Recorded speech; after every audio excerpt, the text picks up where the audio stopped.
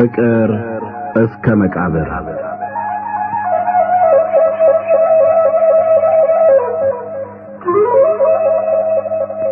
ደራሲ ሐዲስ ዓለማየሁ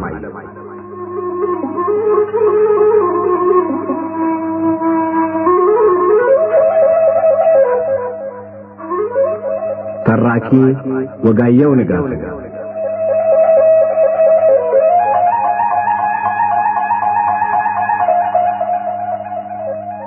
ፍቅር እስከ መቃብር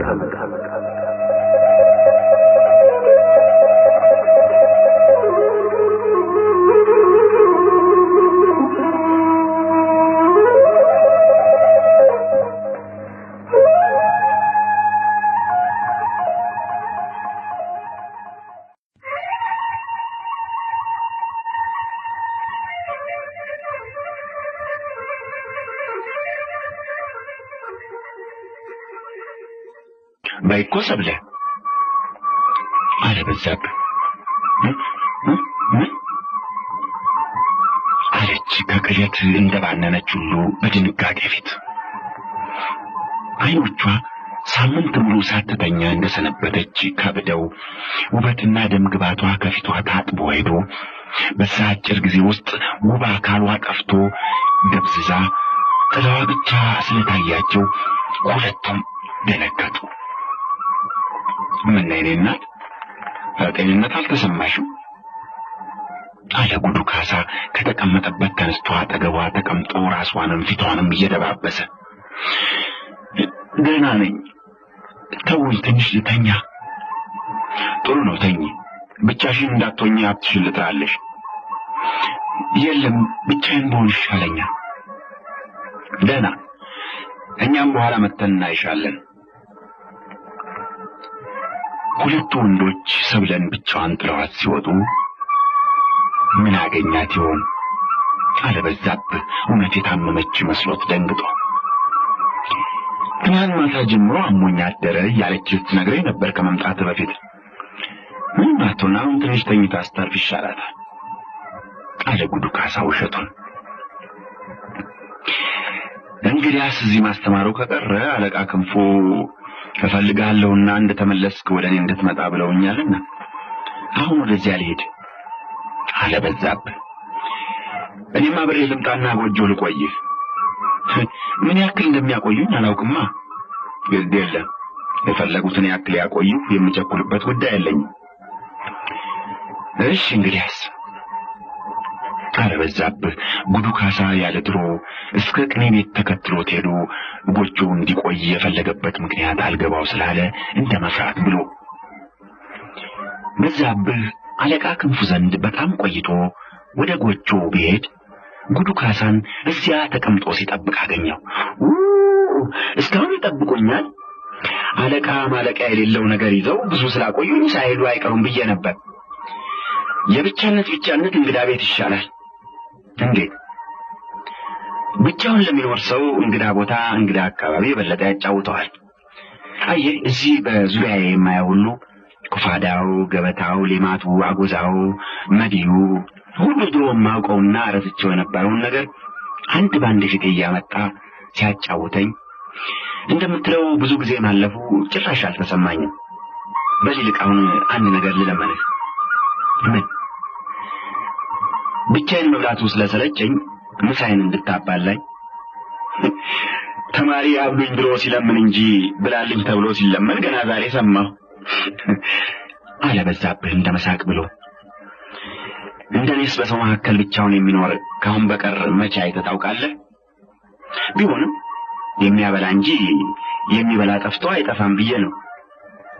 እና አሁን እውነት ምሳዬ የሚያባላተው እስካሁን እኔ እንደጅ ሲጠኑ የቆዩ አለ በዛብህ የመገረምም የመጠርጠር ምልክት ከፊቱ ላይ የታየ። ሞት እውነቴን ነው። ማን አለኝ? ያቺው አንቆባ ናት። እሷም በልንሄድ እባክህ፣ ዛሬ ካንተ ጋር እየተጫወትኩ መብላት አምሮኛል። እሷም ዛሬ ከነዝራ ጋር ትብላ። እንቆጳ ጉዱ ካሳ ትምህርቱን ጨርሶ እንደተመለሰ እሷም ገና ልጅ ሳለች እግር አጣቢ እንድትሆነው እናቱ የሸለሙት አገልጋይ ናት። የጥንት ስሟ አፈረ ጠላቱ ነበር።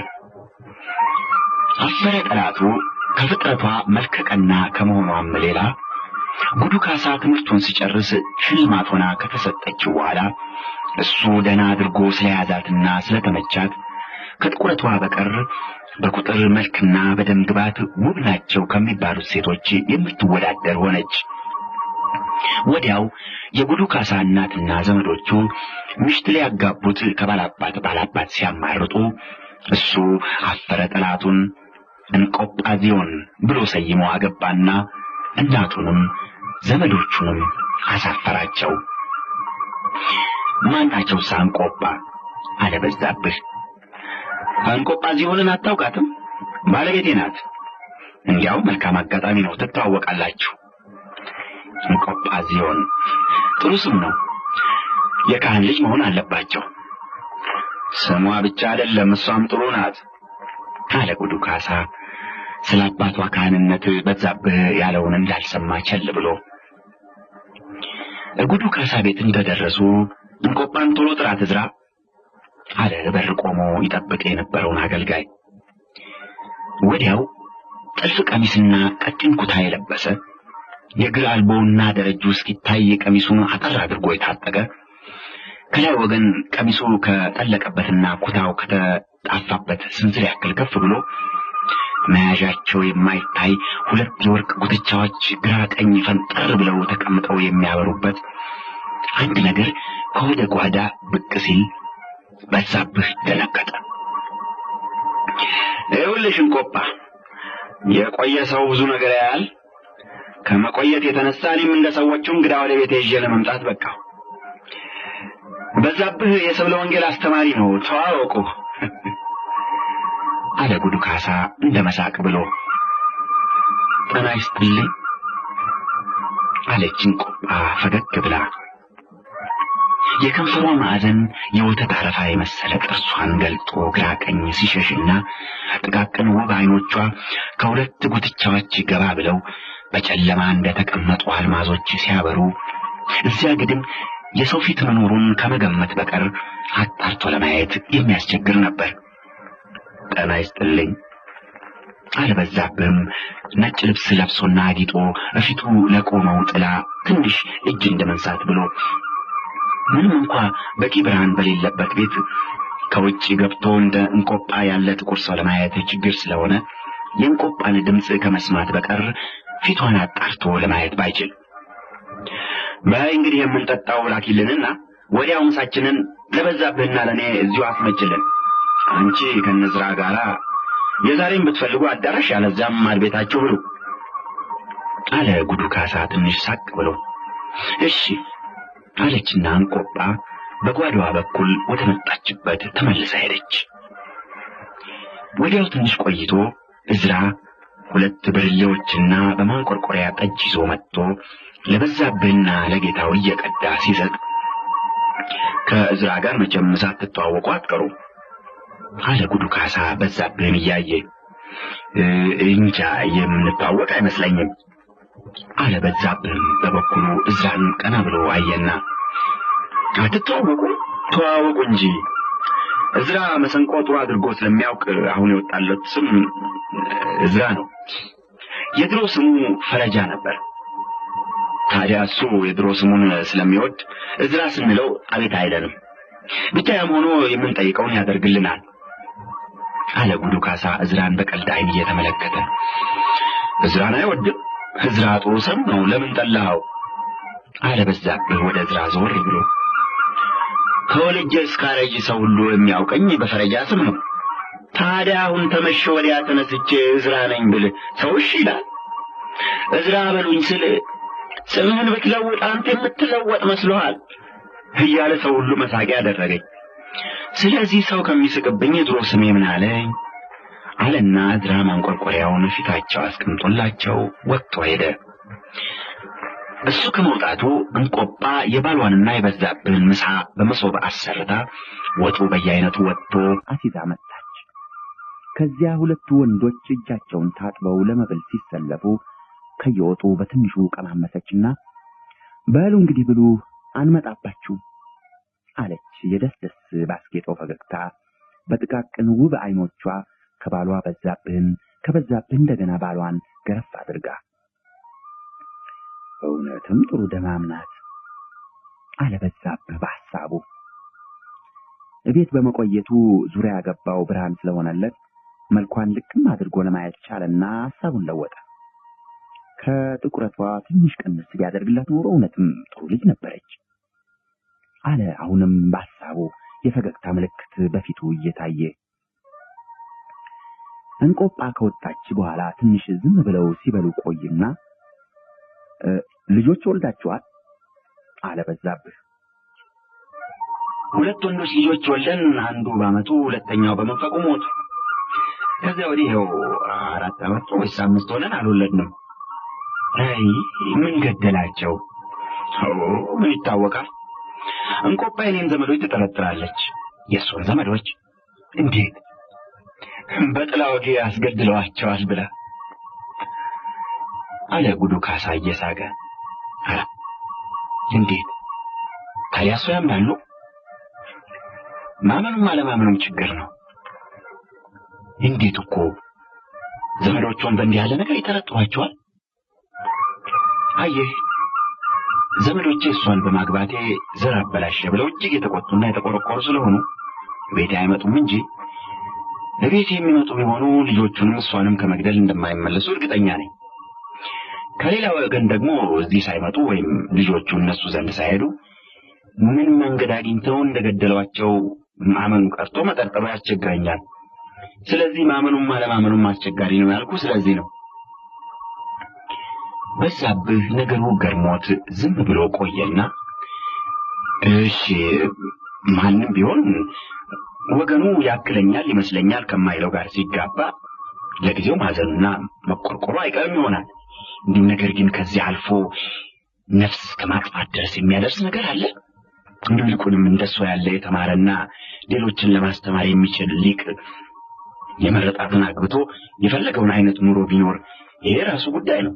ዘመድ ምን ቸግሮት ነፍስ ማጥፋት ድረስ ይሄዳል?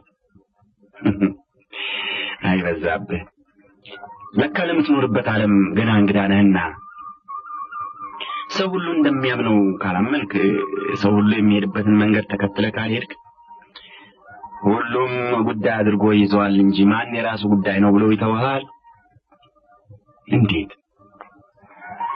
አየህ በረጅም ጊዜ ልማድ የታመኑ ሰውን እንደተረጎመች በቅሎ ግራ ቀኝ ሳይ በተመራበት ብቻ እንዲሄድ የሚያደርጉት ብዙ እምነቶች አሉ።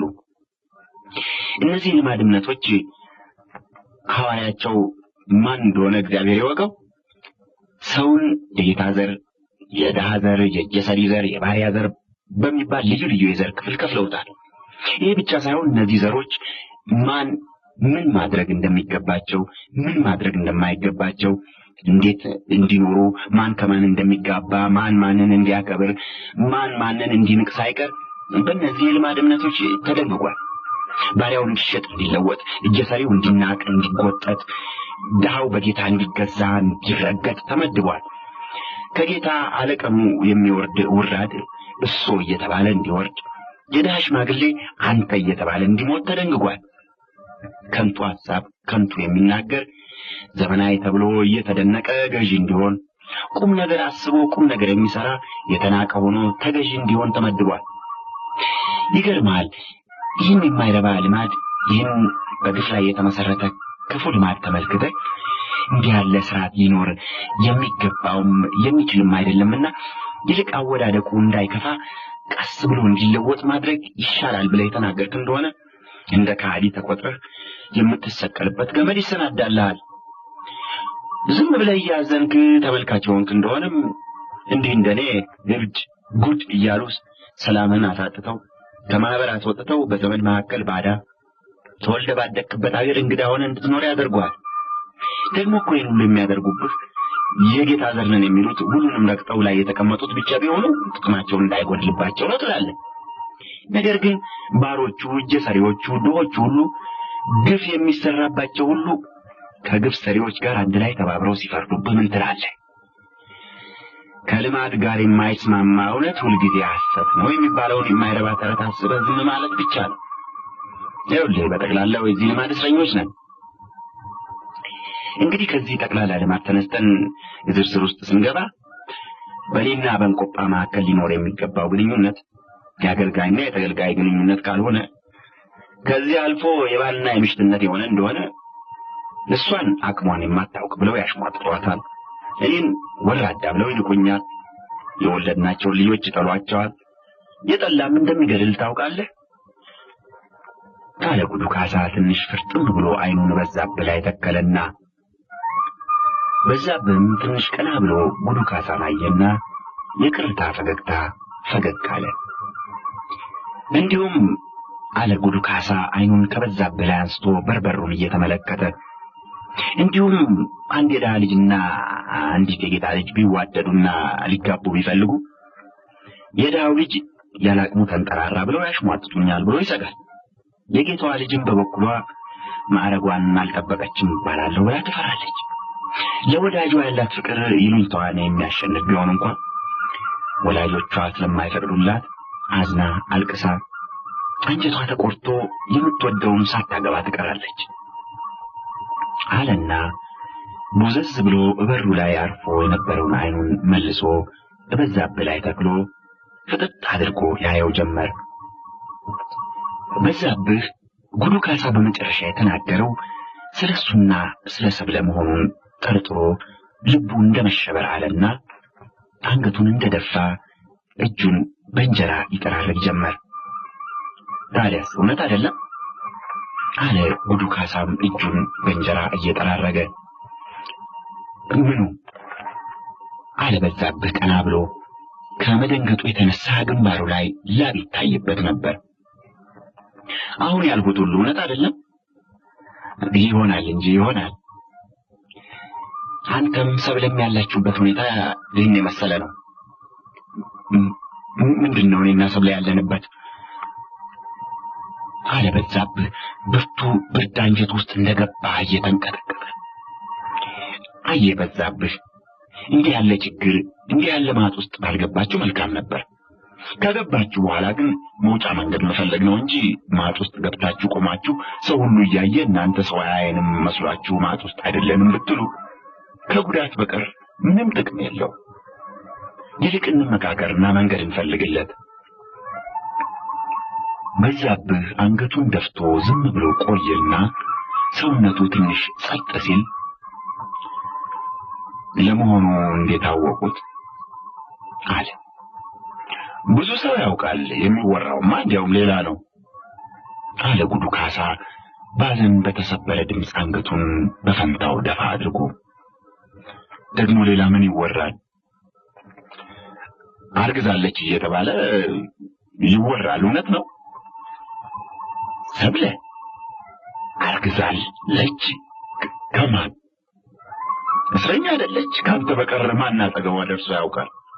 እኔ በስመ አብ ወልድ ወመንፈስ ቅዱስ ሰብለን በእንደዚህ ያለ ነገር መድፈር! በስመ አብ ወልድ ወመንፈስ ቅዱስ በዚህስ በጭራሽ አይቀርጡልም። መዋደዳችን እውነት ነው። መዋደዳችሁ እውነት ከሆነ እንኳን የእናንተ ልጆች የትልልቅ ወንድና ሴት ፍቅርም ወሰን አያውቅ። እንዴት አድርጌ ልመነህ አለ ጉዱ ካሳ ፊቱ ባዘን እንደጨለመ። እንዴት አባቴ አድርጌ ብነግሮ ያምኑኛል? አዩ እኔ እስከዛሬ ድረስ ገና ድንግል ነኝ። የሴት እጅ እስከ መጨበጡ እንኳን ሰብለ የመጀመሪያዬ ናት።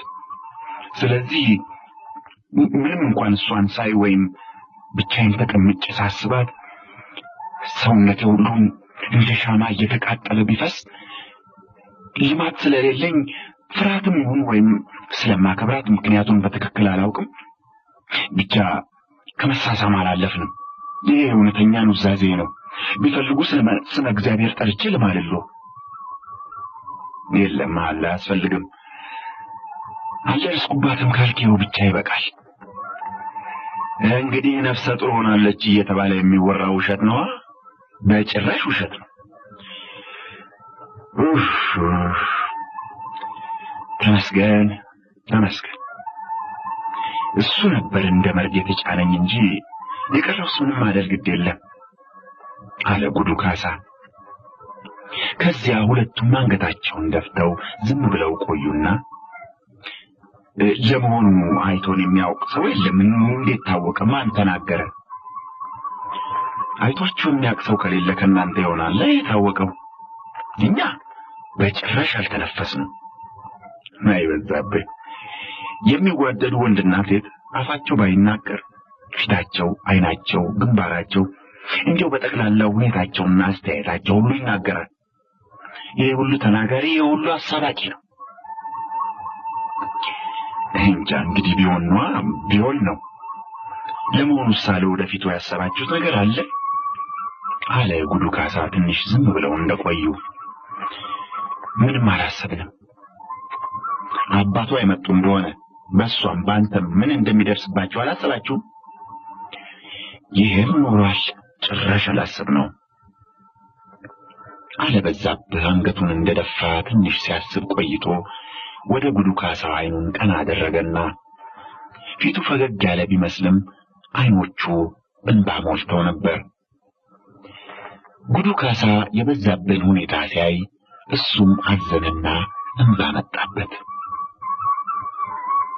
ይዛጥፋ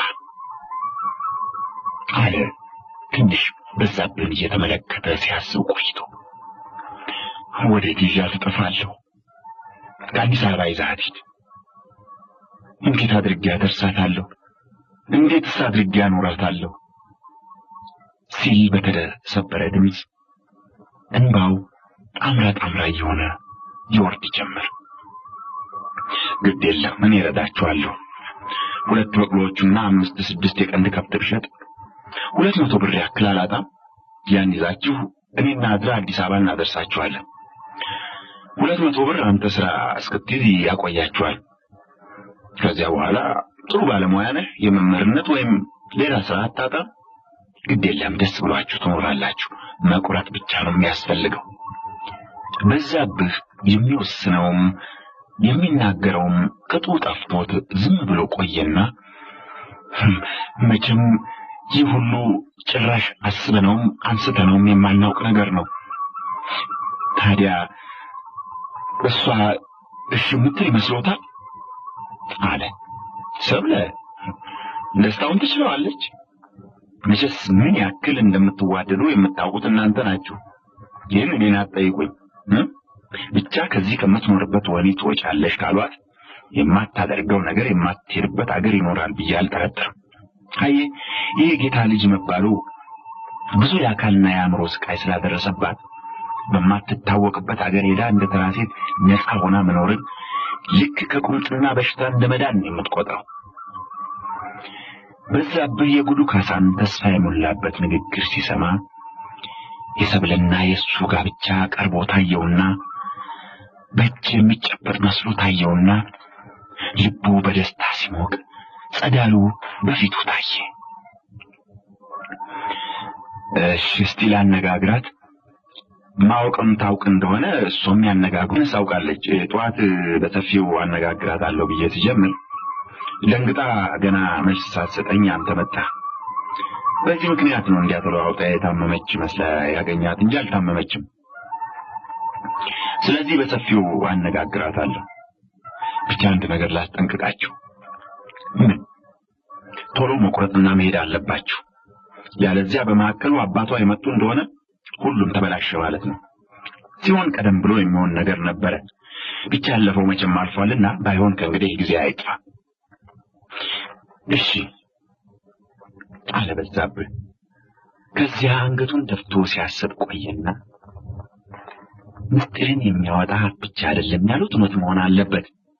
ይህን ነገር እሷም ሆነች እኔ ለማንም እንዳልተናገርና ማንም እንዳላየን እያወቁ ወጥቶ መገኘቱ የሚያስገርም ነው አለ። አሁን እንደምንም ብለን እንወጣ ይሆናል።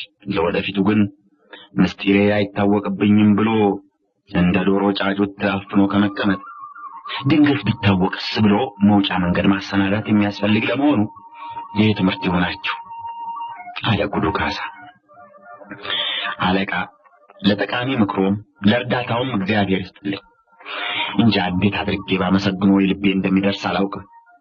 ሌላማ መቼስ ምን አደርግልዎታለሁ አለ በዛብህ ጉዱ ካሳን ለማመስገን የሚያውቀው ቃል ሁሉ የማይበቃ መስሎ ስለታየው።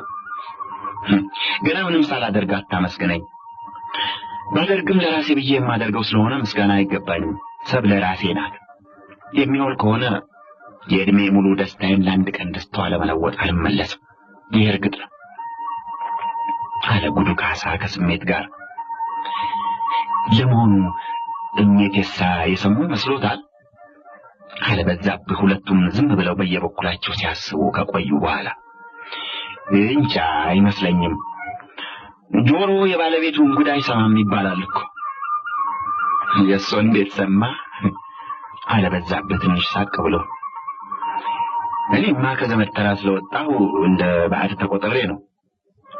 ለመሆኑ በትዬ ጥሩ ላይ ከድሮ የተለወጠ ሁኔታ ታያለህ?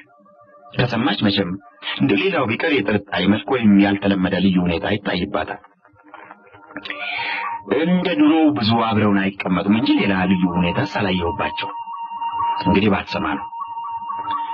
ብትሰማ እንዲያውም አትለያቸውም ነበር። የሆነ ሆኖ ከእንግዲህ መጠንቀቅ ነው።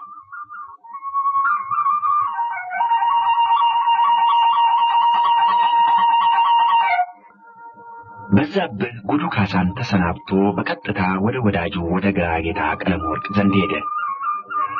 ግራጌታ ቀለመወርቅ ቤቱ ጥግ ተቀምጦ ታምረ ጊዮርጊስ ይጽፍ ነበር። ይህን ነገር አልጨረስክም እባክህ አለ በዛብህ በርጩማ ጎተት አድርጎ ወዳጁ አጠገብ ሲቀመጥ። የጊዮርጊስ ታምር እንዲህ ባጭር ጊዜ ተጽፎ የሚያልቅ ነው? ሌሎች የሰሯቸውን ታምራት ሁሉ በሱ ላይ እየጨመርክ ትጽፍ እንደሆነ ነው እንጂ ጊዮርጊስን ታምር ለመጻፍ በጀመርክበት ጊዜ 10 ታምረ ጊዮርጊስ ጽፈት ጨርስ ነበር። እንዳንተ ፍጡን ባልሆን ይሆናል አለ ግራጌታ የሽሞጥ ፈገግታ ፈገግ ብሎ። በእግዚአብሔር ይስጥልኝ፣ አሁን ተነስ ሲኖዳ ዮሐንስ እንሂድ አለ በዛብህ። ሲኖዳ ዮሐንስ በግራጌታ ቀለመወርቅ አማካኝነት በዛብህ በመሪጌትነት የተቀጠረበት ሀገር ነው። በዛብህ ሰብለን ማስተማር እንደጀመረ የአዲስ አበባ መንገዱ መቆየቱ ስለሆነ ለስንቅና ለልብስ የሚሆን ገንዘብ የሚያገኝበትን ሥራ ሲፈልግ ግራጌታ ቀለሙ ከሲኖዳ ባላገሮች ጋር ተነጋግሮ በዓመት 12 ብርና 6 ዳውላ እህል 2 ዳውላ በርበሬ እንዲሰጡት የመሪጌትነት ሥራ አስያዘው። እሁድና ቅዳሴ ወይም ፍታት ባለበት ቀን ብቻ ስለነበረ በዛብህ ወደ ሲኖዳ የሚሄድ ይህ የያዘው ሥራ የራሱን ትምህርትም ሆነ ሰብለን ማስተማሩን የማያሰናክልበት በመሆኑ ደስ ብሎት ነበር። ሲኖዳ ለምን ነው ሲኖዳ የምንሄድ? አለ ግራጌታ ብሩን አስቀምጦ በመገረም ዓይኑን ወደ በዛብህ መለስ አደረገና ደሞዜን እንዲሰጠኝ ለአገሬው ትነግርልኛለህ። እኔ ብቻዬን ብሄድ አይሰጠኝም ብዬ ነው። ስራ ከጀመርክ ዓመት ሞላ እንዴ? እሱስ ገና 6 ወር ነው። ብቻ አሁን አዲስ አበባ መሄዴ ስለሆነ ነው።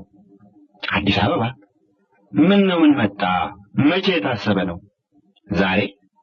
እንዴት ዛሬ አስበህ ዛሬ ቆረጥከው?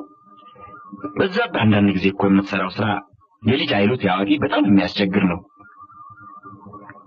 የለም ይህስ ድንገት የደረሰ አደጋ ነው። ምን ድንገተኛ አደጋ ደረሰብህ? አለ ግራጌታ እንደመደንገጥ ብሎ። ቤት ሰው አለ? አለ በዛብህ በዝቅተኛ ድምፅ ገልመጥ ብሎ የቤቱን በር አየና። ማንም የለም። ጣይቱም ወደ ጎረቤት ሄዳለች። እንጃ ከየት ጀምር ምን ብዬ ልንገርህ? አለ በዛብህ አንገቱን ደፍቶ ግንባሩን እያሻሸ። አየህ ከኖርኩ ኖሬ በማይገባበት ቤት ገብቼ የፍቅር ወጥመድ ያዘኝ። አሁን ቶሎ ማምለጥ ፈልጋለሁ። እስቲ ረጋ ብለህ ንገረኝ እባክህ። በጣም አላስተዋልኩህም። መውደድ ያሸሻል። ከማን ነው እሷ ማምለጥ የምትፈልገው? ከአባቷ ፊታውራሪ መሸሻ ሳይመጡ ማምለጥ ፈልጋለሁ። እሳቸው ከመጡ በቃ ይሄ ነው ለካ እውነት ነው። ሰምተህ ኖሯል? አላመንኩም እንጂ ሰምቼ ነበር። ከሰማ ለምን አልነገርከኝ? ለሚስጥሩ ባለቤት መልሼ ልንገርህ። ግድ የለም ለምን አልነገርከኝም እንዳልልህ ነው። እሺ ሁሉም ይሁንና ፊታውራሪ መሸሻ ቢመጡ ምን ያደርጓል? ያስሩኛል አትል፣ ግዛቱ የእሳቸው አይደለ? እኔማ ምን ያደርጉኛል? ብቻ እሳቸው ከመጡ እሷን ይዤ መሄድ አልችልም እንጂ። አሁን እሷን ይዘህ መሄድ ነው የምትፈልገው? ይህን እንጃ አልመክርም። እንዴት? የፊታውራሪ መሸሻ ልጅ ወስደህ አንተ ምን ልትሆን ነው? ሎሌ ልትሆን ነው ወይስ ባል? ለምን አገባታለሁ እንጂ አለ በዛብህ ትንሽ ፈገግ ብሎ። እንደኔና እንዳንተ ያለ ድሃ የጌታን ልጅ ሰርቆ ወዳጅ ማድረግ ነው እንጂ ሰርቆ ማግባት አያሻው። እንዴት? ምን ማለት ነው? አየህ፣ ለጌታ ልጅ በስርቆሽ ወዳጅ የሆንክ እንደሆነ ለእህል አታስብ፣ ለወርጨው ወይም ለስጋ፣ ለጌሾ አታስብ፣ ለማር ወይም ለሌላ ሁሉም ከማያልቅ ከማይደርቅ ምንጭ እየተዘረፈ ስልጡን አሽከር እያሳመረ እየሰራ ሲያቀርብልህ እያማረጥክ ትመገባለህ። የጌታ ልጅ በስርቆሽ ያገባ እንደሆነ ግን እሷ አንተን በማግባቷ ልማዷን እንደያዘች መብቷን ታጣና ለሁሉም አንተ አስበህ አንተ ሰርተህ ማብላት አለብህ። ትንሽ ከተለመደው የጎደለ እንደሆነ የጌታ ልጅ ሚስትህ አይኗ የሞላ ቤት ወዳለው ማየት ይጀምራል። የለም በዛብህ፣ እኔ እንዲህ ያለ ችግር ውስጥ እንድትገባ አልመክርም። አይሆንም እንጂ አንተ እንዳልከው የሚሆን ቢሆን ምናልባት ከታሰርኩበት ወጥመድ ፈታ ይሆናል። ስለዚህ አሁን ነገሩን ስመለከተው ከእሷ ተለይቼ መኖር የምችል መስሎ አይታየኝም። ምን ይሆን እንደሆነ ነው ከታሰርክበት ወጥመድ የምትፈታ? በድህነቴ ምክንያት የሞላ ቤት ያለው ስትመለከት ያየው እንደሆነ፣ በድህነቴ ምክንያት የከዳችኝ እንደሆነ ያን ጊዜ ጠላትና ከፍቅሯ ነፃ ሆን ይሆናል አለ በዛብህ አይኑን ሳያረግብህ ፊት ለፊት ቦዘዝ አድርጎ የሰብለን ሁኔታ እያየ። ተሳስተሃል። እንዴት? የሚወዱት ጓደኛ ሲከዳ ነው የሚጠላ። የሚወዷት ሴት ስትከዳ አይደለም። የሚወዷት ሴት ስትከዳ ታስቀናለች እንጂ አትጠላ። የሚወዷት ሴት ስትከዳ ፍቅሯ በመቀነስ ፋንታ ይታጠፍና ቅናትን ጨምሮ ሌላ ወንጀል ያሰራል አለ ግራ ጌታ ክርር ባለ ፊትና መርር ባለ ስሜት ይህን የመሰለ ችግር በራሱ ደርሶበት እንደሚያውቅ ሁሉ። እሱ እውነትን ይሆናል ብቻ አለ በዛብህ ጓደኛው የተናገረው ክፉ ነገር ለሰብለ ካለው ብርቱ ፍቅር ጋር በራሱ ውስጥ ሲሟገቱ እየሰማ ቅር ብሎት አንገቱን እንደ መድፋት አድርጎ ብቻ አላውንም ደገመና፣ ሰብለን እኮ በጣም ባታውቃት ነው ቀለሙ። በቅጡስ አላውቃትም። ያው አንዳንድ ቀን ተሸፍናና በቀኝ በግራ ተደግፋ ቤተክርስቲያን ስትመጣ ከማየት በቀር አላውቃትም። እርግጥ እናውቃታለን የሚሉ ሰዎች ባህሪዋን ሲያመሰግኑ ሰምቻለሁ። ነገር ግን በዛብህ ባህሪዋ ይምርም ይክፋ ዞሮ ዞሮ ያው የጌታ ልጅ ናት። እንኳን መስራት በእግሯ መሄድ አላውቅ ብላ ሰው ደግፏት የምትሄድ የጌታ ልጅ ናት። እንዳንተ ላለ ድሃ ምሽት ልትሆን ብትወድም አትችልም ነው የምልህ። ታስተውላለህ? አይ መሸፈንና መደገፍ እንኳ የጌትነት ምልክት እንዲያው ቄንጥ ነው እንጂ ሌላ ምንም አይደለም። ጌታ ሰው ተደግፎ መሄድ ስላላወቀ አይደለም። አሁን ነገ አንተ ድንገት ጌታ ሆነ ብትገኝ አሽቃባጮች ከግራ ከቀኝ መጥተው እንደግፍ ይለዋል። ታዲያ መሄድ ባታውቅ ነው አለ በዛብህ ፊቱን ቅር እንዳለው ትንሽ ፈገግ ብሎ።